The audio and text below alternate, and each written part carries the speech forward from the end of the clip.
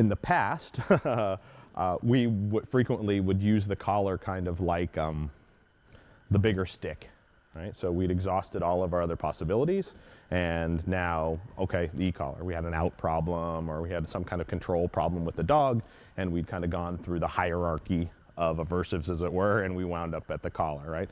Which gave us all kinds of problems, right? So when we did it initially, we had very little forethought. So when I first started using a collar 15 years ago or so, we'd just slap it on a dog and hit them for stuff that we thought they should know, right?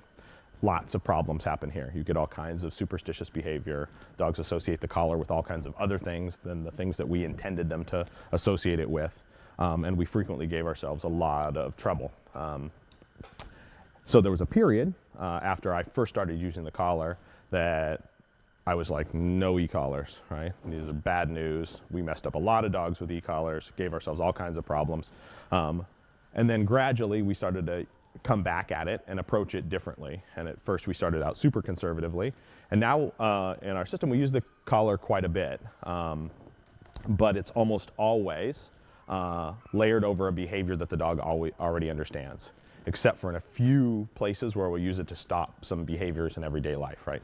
You know, great for stopping counter surfing, great for stopping chasing, and some stuff like that. So we will use it in certain places like that, where the dog doesn't necessarily have a lot of previous training with that behavior. But for the most part, we're going to use it to enforce behaviors that the dog already has some understanding of. And our approach to training is to teach almost all of those initial behaviors in a reward-based system. So we teach our dogs how to sit and down and stand and heel and come and touch and all those other things with rewards first. So the dog learns to work to get to something they want.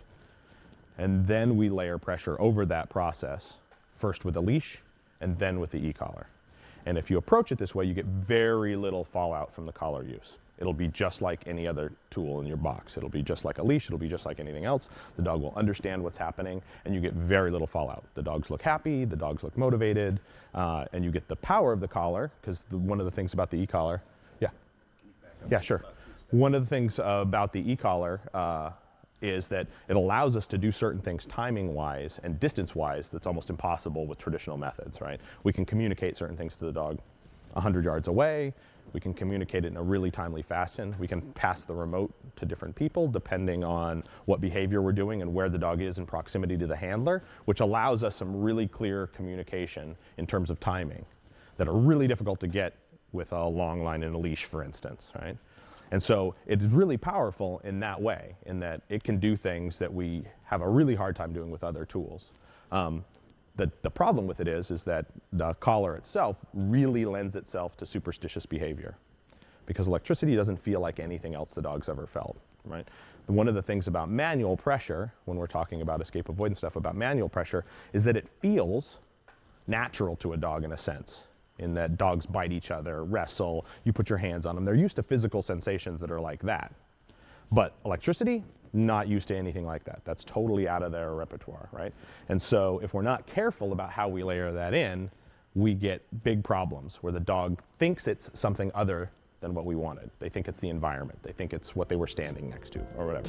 So we'll go through that.